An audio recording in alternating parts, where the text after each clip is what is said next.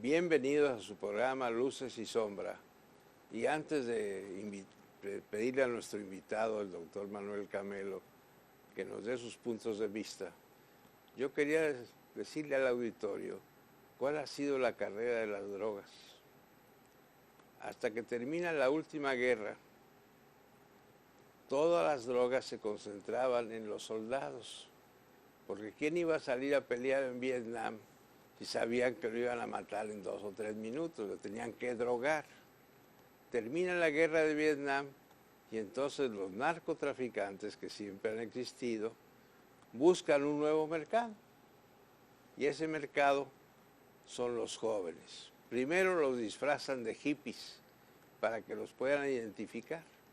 Y poco a poco esta costumbre de vestirse estrafalariamente es sinónimo de farmacodependencia. No lo digo por ustedes que andan vestidos estrafalariamente, pero vamos a dejarlo así como está. Y así fue como llegan las drogas a los colegios, primero las escuelas de cierto nivel y después a las escuelas primarias, dándoles a los niños un caramelo con la droga y al final de 1 o 2 o 3 semanas ya los niños son farmacodependientes. De tal manera que el problema de la farmacodependencia no es nuevo, pero sí nos está afectando seriamente. El doctor Manuel Camelo, especialista en psiquiatría y miembro de no sé cuántos colegios de medicina, no los voy a decir todos, Manuel, para que no te tome más tiempo, acaba de asistir a una reunión el 25 de julio en que el señor gobernador reunió 52 organizaciones para que analizaran el problema. Bueno, yo te hablo de tú porque eres mi amigo, ¿no? Generalmente en la televisión se habla de usted, pero ¿podrías decirnos qué fue lo que en esa reunión decidieron?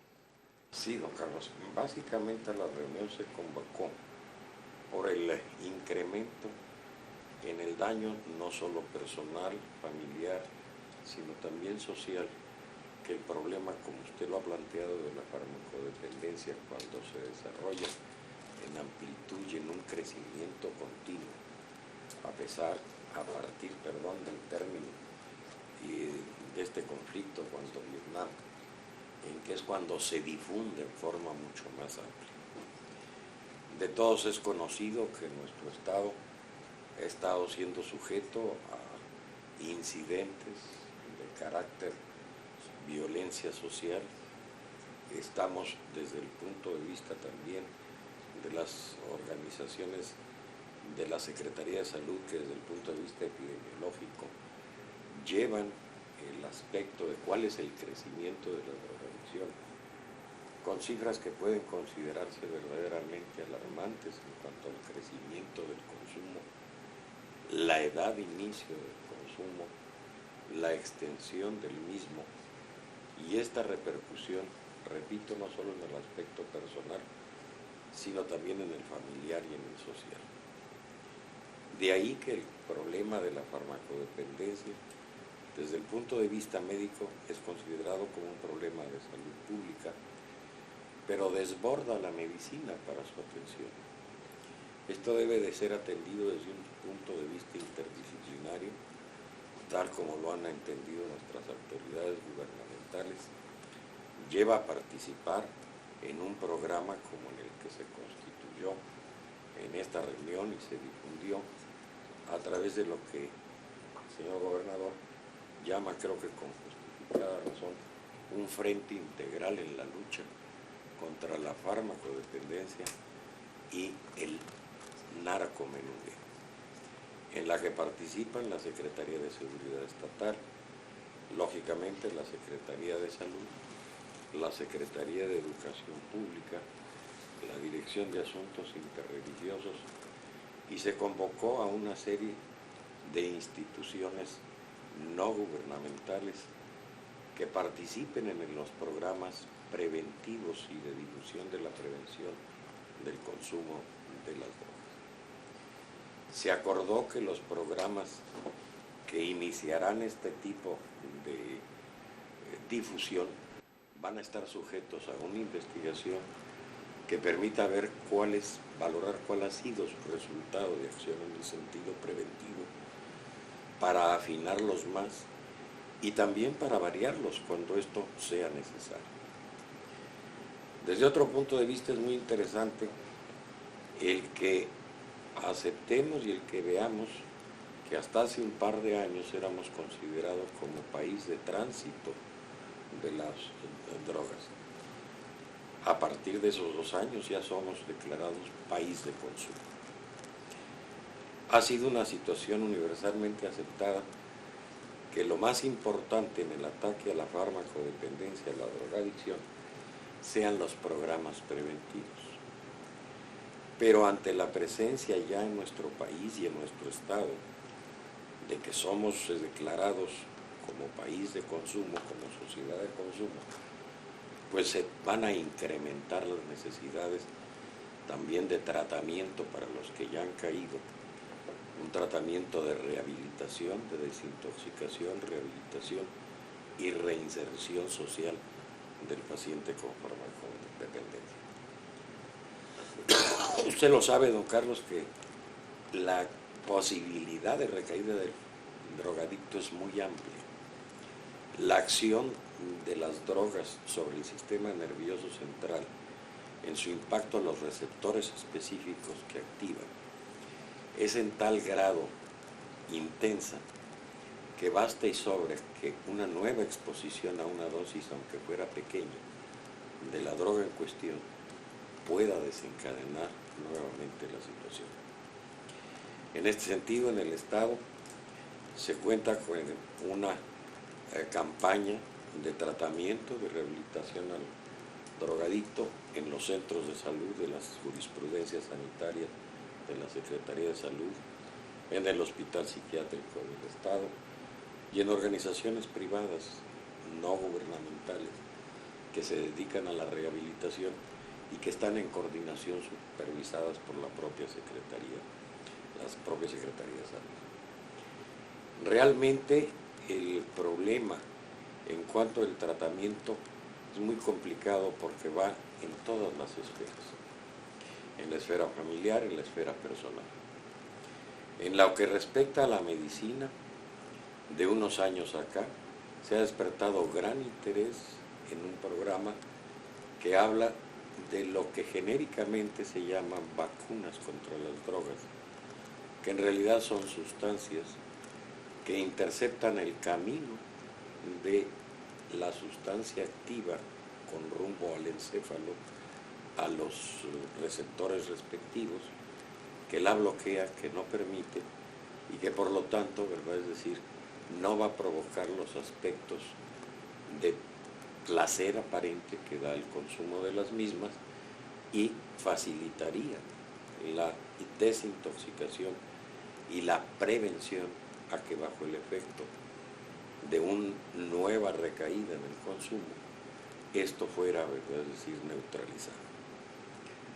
Creo que es importante señalar que en nuestro país hemos sido pioneros a través de un estudio que se llevó a cabo en el Instituto Nacional de Psiquiatría Ramón de la Fuente de la Ciudad de México, cabezado por el equipo del doctor Benito Antón y Philippe Lev, y que ya se patentó una de estas sustancias, llamémosle bloqueadores o interceptores, que es efectivo para la cocaína. Hace poco en prensa ha salido la noticia de que se ha logrado también para el tabaco y en México se inicia también el instituto con relación a la morfina, otro estudio. En nuestro medio es de hacer notar que la edad de consumo, ya de primer consumo, la tenemos un casi 6%, 5.8%, de los sujetos que admitieron consumo de droga y que fueron atendidos en los diferentes centros que mencionábamos, el 5.8%, repito, está entre los 9 y los 14 años como edad inicio. El 22% entre los 14 y 20 y un 30% entre los 20 y los 24. Ya lo mencionaba usted, don Carlos, cómo los narcotraficantes seleccionan, es decir, a este sector de edad de población por ser el más vulnerable, ¿no? Para ser, enrolado o que lleve a cabo, es decir, el consumo de estos productos nocivos. Esperemos, de esto. Concretamente, en esta reunión del 25 de julio, se habló también de un plan propuesto por el Comité de Organizaciones Religiosas en la Comunidad Regiomontana, en la INESA, de establecer lo que llamaran el programa del día familiar. Pedir que las familias convoquen a un día de la semana en que verdaderamente puedan estar presentes padres e hijos y en que se inicie un diálogo que facilite la comunicación, sobre todo en estas edades de la adolescencia, en que ese mismo cambio que hace el ser humano del niño al adulto le lleva a veces el dificultar su comunicación con las imágenes de autoridad como son los padres, y que es muy necesario el que tengan una orientación para que les evite llegar al consumo de estos productos. Muchas gracias, Manuel, por tus palabras, que son palabras de gentes preparadas, científicamente calificadas. Yo recuerdo hace unos 30 o más años que hicimos un programa que se llamó ADEFAR, para la prevención de la farmacodependencia. Y lo que nos importaba era que se reconociera tempranamente al que podía ser candidato a este tipo de drogas. Y yo me acuerdo que en aquellos años recomendábamos que cuando un joven deja de participar con sus amigos a jugar o lo que fuera, y se encierra en su cuarto y pone el radio a volumen exagerado, es uno de los llamados de atención de que ese sujeto puede ser un fármaco dependiente. El punto de vista que nos ha planteado el doctor Camelo tiene un objetivo, que es la educación. ¿Podrías ampliarnos un poco más sobre lo que es la educación? Sí, en esta reunión estuvo presente la secretaria de Educación, la profesora Yolanda Blanco, y se habló también de los programas preventivos para dirigir a maestros y alumnos de nuestras escuelas primarias y secundarias para que se haga la difusión sobre estos aspectos nocivos que significa, ¿verdad?, el consumo de estas sustancias. Por otro lado, lo que mencionábamos en el aspecto familiar, y bueno, las jurisprudencias sanitarias en el Estado están ya integrando sus centros de atención comunitaria que van a reforzar la atención, es decir, yo recuerdo lo que usted mencionaba hace 3 años cuando usted ocupó la Secretaría de Salud, que se desarrollaron estos programas de detección temprana y que era, es decir, un programa que dio un resultado satisfactorio, porque definitivamente entre más pronto se encuentre el problema y más pronto se le dé atención, es de esperar que el pronóstico de resultados positivos sea mejor. Todo este tipo de programas como que ustedes desarrollaron hace 30 años, son los que son convenientes para incidir. Y más ahora que le repito, hace 30 años cuando usted estuvo de secretario, no éramos país de consumo, éramos país de tránsito. Y sin embargo ya había estos programas preventivos. Ahora más que nunca esto es necesario, ya que estamos constituidos como país de verdadero consumo.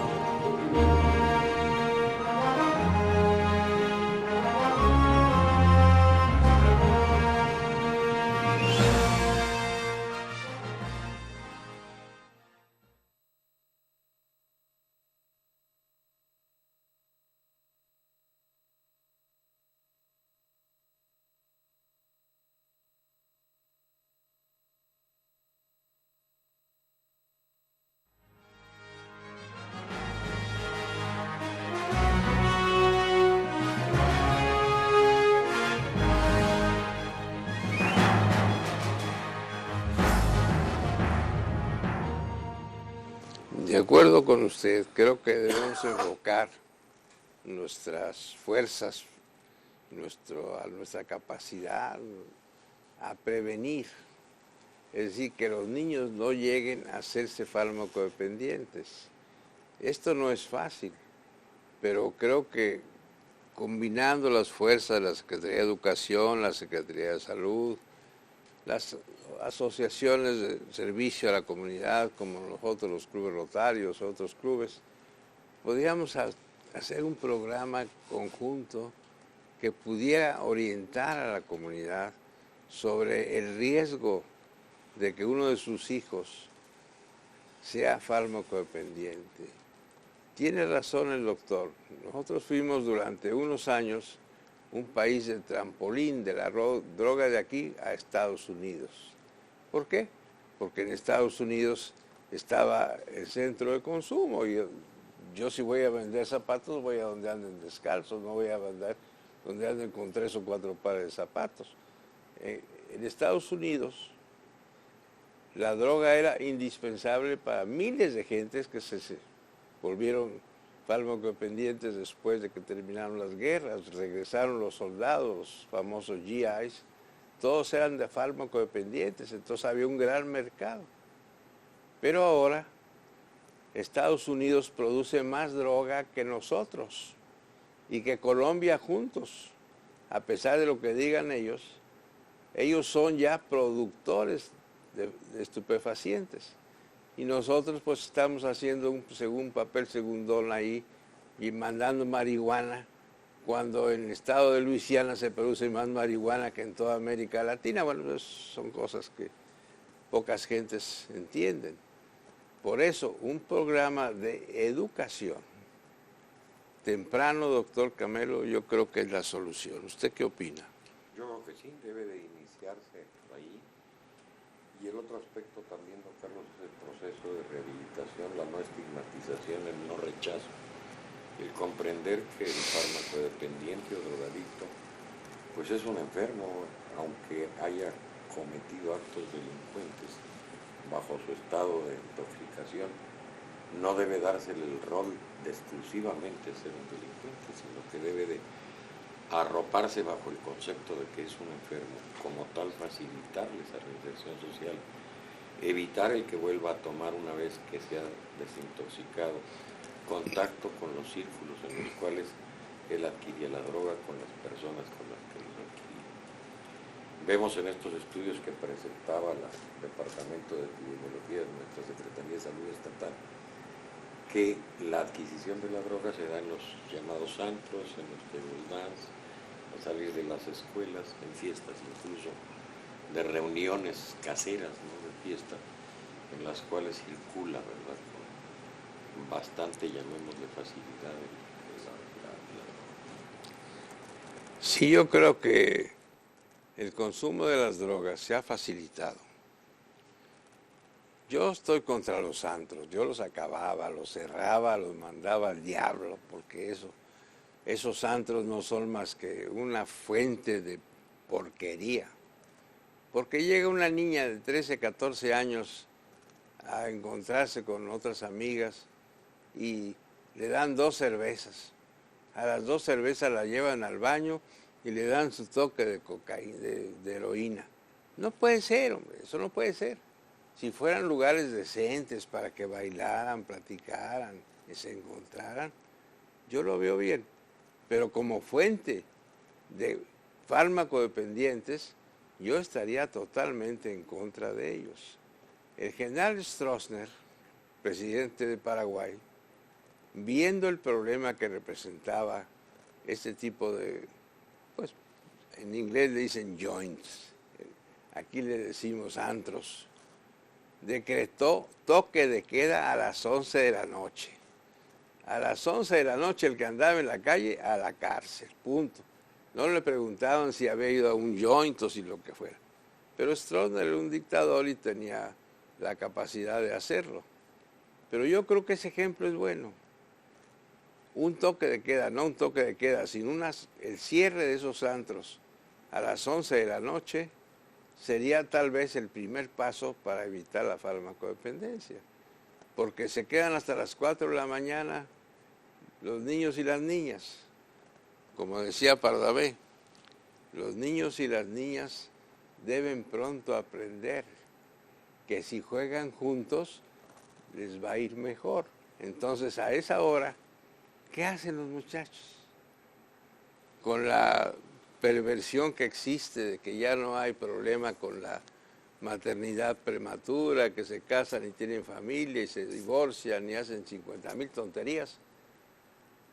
Ahí es a donde está el problema.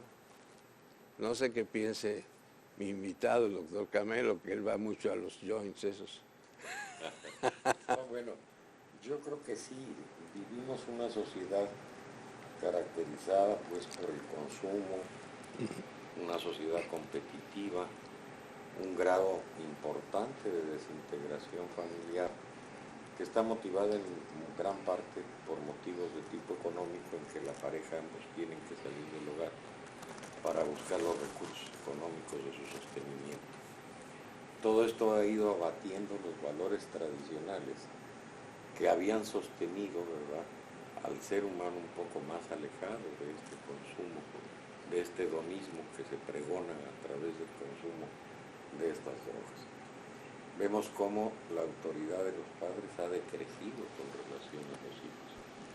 Lo común es que los hijos en estas edades avisen, ya no solicitan permiso para acudir a sus eventos, sino que lo avisan.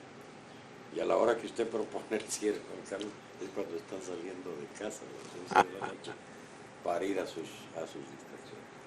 Bueno, pues, yo creo que todo esto es consecuencia de un entorno social que se ha ido provocando con los años en una sociedad de carácter industrial, repito, con características de consumo, que nos debe y de competitividad, que nos debe de llevar a pensar en buscar un reencuentro con valores que sean verdaderamente trascendentes del ser humano y que puedan, ¿verdad? Es decir, esto lo decía usted, el adolescente que se encerraba, que dejaba de convivir con los amigos, era susceptible de que se sospechara que tuviera. Son problemas quizá de angustia dentro de crisis de adolescencia, en que por la misma soledad en que ocurre el adolescente, le provoca angustia y le lleva a un camino equivocado de mitigar la angustia por el consumo. Si se logran estas comunicaciones, si se logra restablecer esta estructura familiar base, va a ser también otra, junto con el factor que usted mencionaba de educación, un factor muy importante en el aspecto preventivo de esta lucha con este frente integral que se constituyó en este estado. yo considero con usted que la educación es la única posibilidad de llegar a controlar este problema. No es fácil que un papá se dé cuenta que el hijo es farmacodependiente hasta que ya cometió algún delito. Y entonces pues trata él de pagar la multa o sacarlo de la cárcel o lo que sea. Pero el sujeto ya está perfectamente condicionado para ser un criminal. Criminal no es solamente el que mata a una persona, es el que provoca un accidente de tránsito, el que roba una casa, y lo tienen que hacer porque de no tener dinero para comprar la droga, de no tener dinero, cometen cualquier tropelía. Tú lo sabes muy bien, Manuel, que muchos de los que han sido condenados como criminales son drogadictos y matan no por matar, matan para sobrevivir, que es diferente. Yo no mato por matar a alguien, mato por sobrevivir, porque la droga es la única solución para que yo pueda seguir viviendo. ¿Opina usted algo parecido?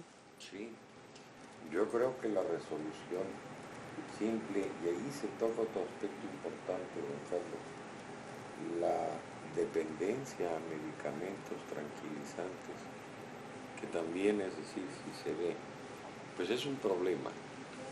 El ser humano da la impresión que trata de resolver sus problemas de la manera más sencilla y claro, si hay una pastilla que se considera maravillosa para que le quite la angustia, pues qué bueno, me la tomo y se acabó.